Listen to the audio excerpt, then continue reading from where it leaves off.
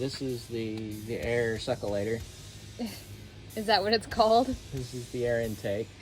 I like the way you fil- said it first. The filter box. Tube. Carburetor. Spinny bits.